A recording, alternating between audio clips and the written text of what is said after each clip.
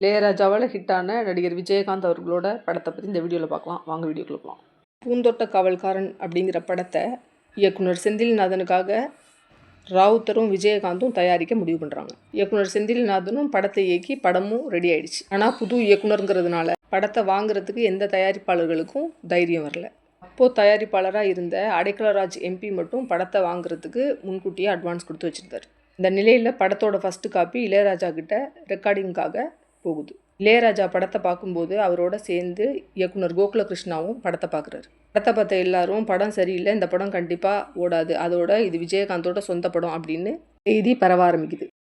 இதோட படத்தை பார்த்த தயாரிப்பாளர்கள்லாம் படம் சரியில்லை, புது டைரக்டர் சொதப்பிட்டாரு, படம் ஓடாது அப்படின்னு அடைக்கலராஜுக்கு ஃபோன் பண்ணி சொல்ல, அதை கேட்ட அடைக்கலராஜ் கொடுத்த அட்வான்ஸை ராவுத்தர்ட்டேருந்து திருப்பி வாங்கிடுறாரு. அடைக்கலராஜ் அட்வான்ஸ் வாங்கின செய்தி இண்டஸ்ட்ரி பூரா பரவ ஆரம்பிக்குது. இதனால ராவுத்தர் இதுவரை படத்துக்கு செலவு பண்ணது போதும், படத்தை இதோட நிறுத்திடலாம் அப்படின்னு சொல்லி படத்தை நிறுத்திடுறாரு.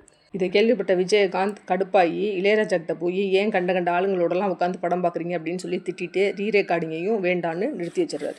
படத்தை அப்படியே மூட்டை கட்டி ஓரமாக வச்சிடுறாங்க. படத்தோட இயக்குனரான செந்தில்நாதனுக்கே அவரோட கதை மேலே சந்தேகம் வர அளவுக்கு சினிமா துறையில் உள்ளவங்கெல்லாம் பண்ணிட்டாங்க. அவரும் மனசு உடைஞ்சு விஜயகாந்தை பார்க்கறதுக்கு கூச்சப்பட்டுக்கிட்டு அவர் வீட்டிலேயே இருந்துட்டார். அப்புறம் அவரோட குருநாதரான எஸ்.ஏ. சந்திரசேகர்கிட்டயே போய் அசிஸ்டண்ட்டாக ஜாயின் பண்ணிட்டார்.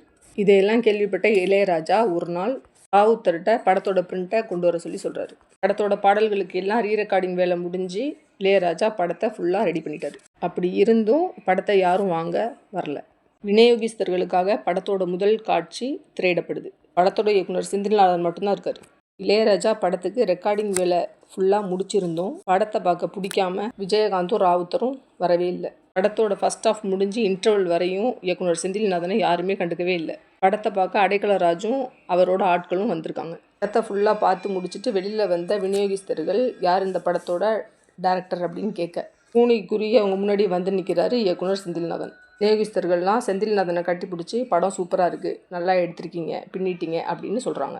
அந்த இடத்துலையே படம் எனக்கு தான் வேணும், உனக்கு தான் வேணும் அப்படின்னு வாங்குறதுக்கு போட்டி நடக்குது. ஒரே ஏரியாவுக்கு படத்தை 4 பேர் கேட்குறாங்க. இந்த விஷயத்தை கேட்ட ராவுத்தருக்கும் விஜயகாந்துக்கும் நம்பவே முடியலை. என்ன தான் அந்த படத்தில் இருக்குது அப்படின்னு ராவுத்தரும் விஜயகாந்தும் தனியாக அந்த படத்தை பார்க்குறாங்க. படம் ரிலீஸ் ஆகி படம் சூப்பர் டூப்பர் ஹிட் ஆகுது. விஜயகாந்த் இயக்குனர் செந்தில்நாதனை கட்டி பிடிச்சி கார் வாங்கி கொடுத்து தமிழ்நாடு ஃபுல்லாக மனைவியோட போய் நம்ம படத்தை மக்கள் ரசிக்கிறதை பார்த்துட்டு வாங்கன்னு பணத்தையும் கொடுத்து அனுப்பி விட்றாரு. அப்படி இயக்குனர் செந்தில்நாதன் எடுத்த முதல் படம் வெற்றியடையுது. இயக்குனர் கோகுலகிருஷ்ணா பார்த்த பூந்தோட்ட காவல்காரன் படத்துக்கும் விநியோகிஸ்தர்கள் பார்த்த பூந்தோட்ட காவல்காரன் படத்துக்கும் என்ன வித்தியாசம்? முதல்ல கோகுலகிருஷ்ணா படத்தை பார்த்தப்ப படத்தோட ரீரெக்கார்டிங் வேலை எதுவுமே இல்லை. ஆனால் அதுக்கப்புறம் விநியோகிஸ்தர்கள் படத்தை பார்க்கும்போது ரீரெக்கார்டிங் வேலை எல்லாமே முடிஞ்சிச்சு. அப்போ இளையராஜாவோட பாடல்களும் இசையும் தான் காரணம்.